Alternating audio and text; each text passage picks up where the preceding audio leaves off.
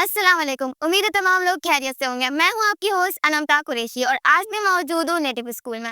और आज के पॉडकास्ट सेशन में हम बात करेंगे एक बहुत ही अहम मौजू पे, जो कि है पाकिस्तान के लोगों का तेजी से इंटरनेशनल कंट्रीज की तरफ मूव करना, जो कि एक तशवीशनाक मामला है क्योंकि पाकिस्तान की सूरत इस वक्त इतनी नाजुक है कि हमें अपनी मईशत को बेहतर बनाने की ज़रूरत है। अपनी मईशत को बेहतर बनाने के लिए सबसे ज़्यादा ज़रूरी है कि हमारे लोग तालीम याफ्ता हों, और जो लोग तालीम हासिल कर रहे हैं वो अपने मुल्क की मईशत को बेहतर बनाने के लिए अपने तौर से भरपूर किरदार अदा करें। इस मौके पर बात करने के लिए हमारे साथ मौजूद है नेटिव स्कूल की तलबा कुलसुम अनीस। जी कुलसुम, अस्सलाम वालेकुम, कैसी हैं आप? वालेकुम अस्सलाम। अल्हम्दुलिल्लाह मैं बिल्कुल ठीक है। बहुत शुक्रिया अनंता, आपने मुझे इस अहम मौजू में बात करने का मौका दिया। अब जैसा कि हम देख रहे हैं कि नौजवान नस्ल पाकिस्तान में तालीम हासिल करके तेजी से इंटरनेशनल कंट्रीज की तरफ मूव करी, इसकी क्या वजूहत हैं? अनंता सही कहा आपने, क्योंकि इन्हें बाहर मिलकर ज़िंदगी गुजारने के बेहतरीन अवामिल दस्तियाब हैं। अगर मैं बात करूँ इन अवामिल की, तो रोज़गार के बेहतर मौके, आला और मायारी तालीम के मौके, जदीद टेक्नोलॉजी और तहकीक तक रसाई, बेहतर तर्ज ज़िंदगी और अमन व अमान के बेहतर सूरत हाल।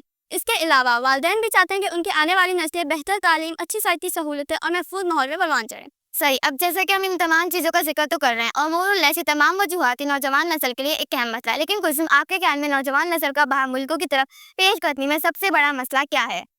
उनका मेरे ख्याल में जो सबसे अहम बड़ा मसला है वो बाइस तशवीश है, वो है अमन अमान के खिलाफ सूरत हाल और सिक्योरिटी के खदशात, जिसमें जराइम का बढ़ता हुआ तनासब, करप्शन और सियासी तौर पर फेवरेटिज्म और नेपोटिज्म की ज़्यादती आम आवाम को मायूस करती है और आगे बढ़ने से भी रोकती है। बाज़ औक़ात दहशतगर्दी और फ़िरक़ावारियत के मसाइल भी लोगों को बैरून मुल्क जाने पर मजबूर कर रहे हैं। अच्छा कुलसुम, आपको क्या लगता है कि पाकिस्तान से लोगों के हिजरत करने पर हमारे मुल्क को क्या नुकसानात हो सकते हैं? अलमता ऐसे नुकसानात जो मुल्क की तरक्की और मुस्तकबिल पर बराह रास्त असर डाल रहे हैं, इनमें सबसे पहला नुकसान लोगों का ब्रेन ड्रेन है।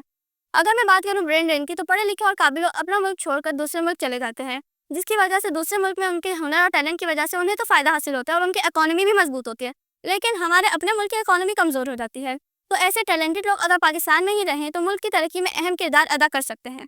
मजीद ये कि डॉक्टर्स, इंजीनियर्स, साइंसदान और माहिरीन मुल्क छोड़ देते हैं, जिसकी वजह से हमारे अपने मुल्क की तरक्की की रफ्तार सुस्त हो जाती है। और सबसे ज़्यादा अफसोस का मकाम यह है कि लोग जब बेहतर मुस्तकबिल के लिए अपना मुल्क छोड़ देते हैं और दूसरे मुल्क पर इन्हिसार करते हैं, तो जिसकी वजह से दुनिया में पाकिस्तान की इमेज मुतासिर होती है और ये कौमी मकाम में भी कमी का बाइस है।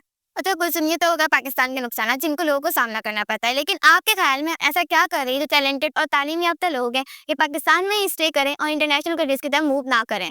अनंता, जहाँ तक मेरा ख्याल है, इसके लिए कई इक़दाम किए जा सकते हैं। जैसे पाकिस्तान में अच्छी तौर के ज़्यादा मौके फराहम किए जाएँ, हुनरमंद अफराद को उनकी सलाहियत के मुताबिक सैलरीज दी जाए, तालीम के मायार को बेहतर बनाया जाए और यूनिवर्सिटीज़ और तालीमी इदारों में जदीद सहूलतें फराहम करें, ताकि तलबा को आला तालीम के लिए बैरून मुल्क जाने की ज़रूरत ना पड़े।